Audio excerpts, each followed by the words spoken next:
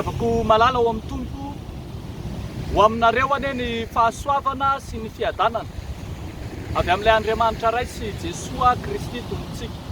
Amen. Fifaliana azo avy amin'ny fanaovana ny sitrapon'Andriamanitra. Fifaliana azo avy amin'ny fanaovana ny sitrapon'Andriamanitra.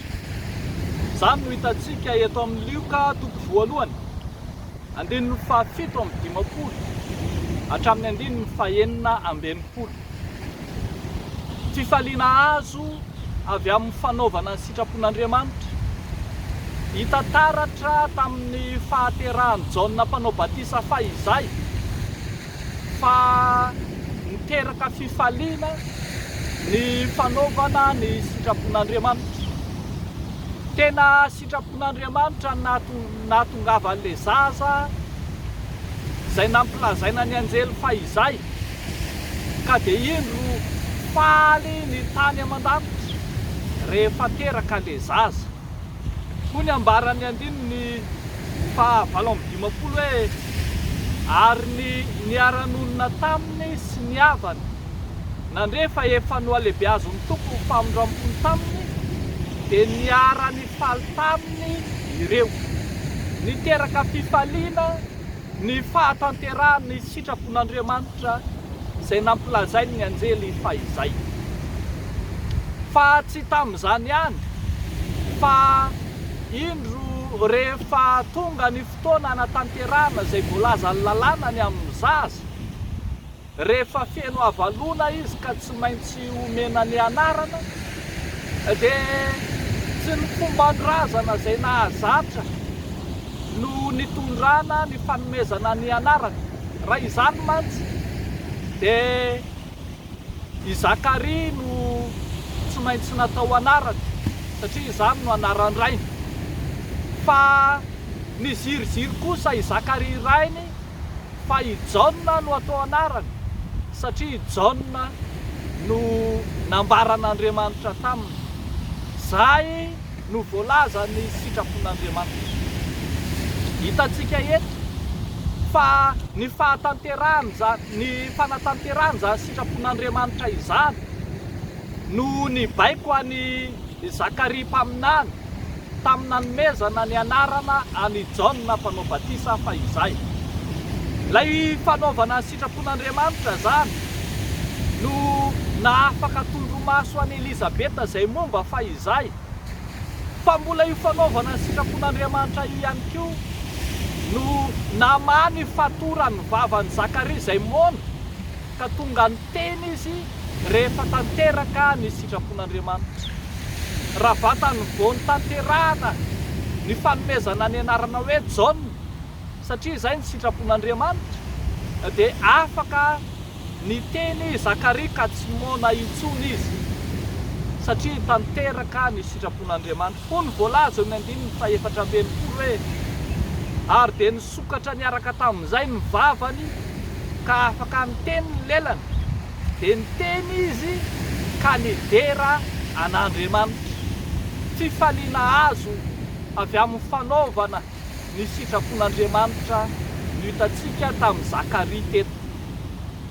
Kanefa tsy Zakaria ihany fa izay rehetra nahita sy nandre ny zava-nisy dia samy natahotra an'Andriamanitra ary vakivava nanao hoe ho zaza manao ahoana re io fa ny tanan'ny tompo no momba azy. Novaly ny ry havana, zaza matahotra an'Andriamanitra, zaza manatanteraka ny sitrapon'Andriamanitra.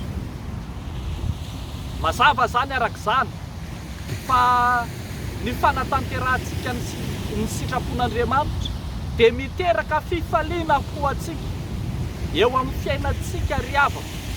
Dia ambara fa tsy ny ho sambatra ny tanjona fa ny anao ny sitrapon'Andriamanitra. Raha mananjanaka ianao, inona ny tanjonao amin'ny zanakao? Marobe no manana faniriana etaeta fikasana hoe ny nofinofiko amin'ny zanako dia mba ho tafity izy ho tonga lasan'izao. Tsy ratsy zany fa mihoatra lavitra amin'izany ny fahasambarany mino raha tonga zanaka manohan'Andriamanitra, zanaka manatanteraka ny sitrapon'Andriamanitra izy. Kendreo amin'ny zanakao ary havako, ataovy tanjona amin'ny zanakao ny hanatanterahany ny sitrapon'Andriamanitra, ataovy tanjona sy faniriana fatratra, faniriana lalina amin'ny zanakao ny ahatonga azy ho zanaka manatanteraka ny sitrapon'Andriamanitra.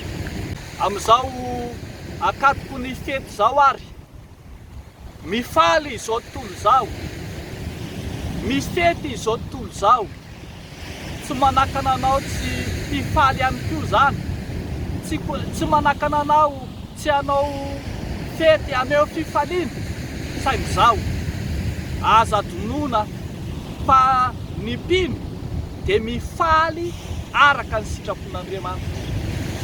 Ny mpino dia manao fety araka ny sitrapon'Andriamanitra. Evero ary fa raha toka fifaliana mifanohatra amin'ny sitrapon'Andriamanitra no ataonao amin'izao krismasy zao, dia tsy haharitra ny fifalianao, mety hitondra korotana sy ady azy, fa ianao kosa manaova fifaliana miavaka, fifaliana tsy tahaka ny an'izao tontolo izao, fifaliana araka ny sitrapon'Andriamanitra.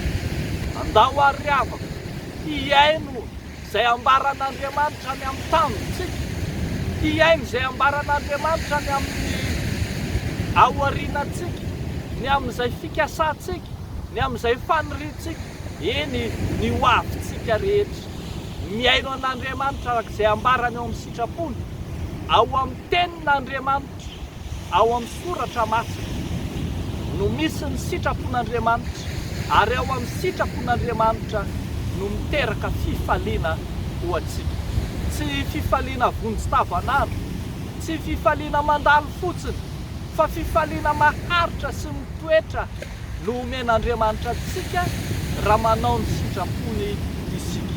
Ny Kelezoaina, Trandrao, eny Ilofosy ny hanao ny sitrapon'Andriamanitra, dia Andriamanitra kosa anatanteraka ny fifaliana ho aminao sy ny zanakao hatramin'ny taranaka mifaliana. Fa izay manao ny sitrapon'Andriamanitra no mahazo fifaliana tena izy. Eo n'Andriamanitra irerian'ny voninahitra. Amen. Mivavaka isika ry havana. Tompo Andriamanitra ray amen-tsotoa, misaotra sy mideranao zahay, misaotra anao noho ny amin'ny Jesosy izay manome fifaliana tena izy ho anay. Jesosy ilay nanatanteraka ny sitrapony rainy, ka nanakidina tetỳ ambonin'ny tany, nanaiky ho tonga olombelona, ho tonga nofo,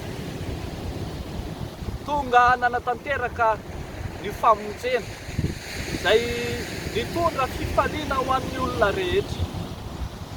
Ary iny koa izay Tompo vonona nanatanteraka ny sitraponao arak'izay hita ao amin'ny teninao masina, fa te hiaina amin'ny fifalianao zahay, te hianoka ny fiadananao izahay, ho ampamirapirato aminay ny fifaliana ao Andriamanitra. Amin'izao akatoko ny fety izao, tsy ny ho sambatra ny ho tanjonay, fa ny hanao ny sitraponao, tsy ny hifaly amin'ny fifaliana izao tontolo izao, fa ny hifaly amin'ny fifaliana ao Andriamanitra. Eomeo anay ny fifaliana tena izy, izay tsy hain'izao tontolo izao ho raisina, fa ao aminao sy amin'ny fanatanterahana ny sitraponao no ahitanay izany. Amin'ny anaran'i Jesosy Kristy Tomponay. Amen.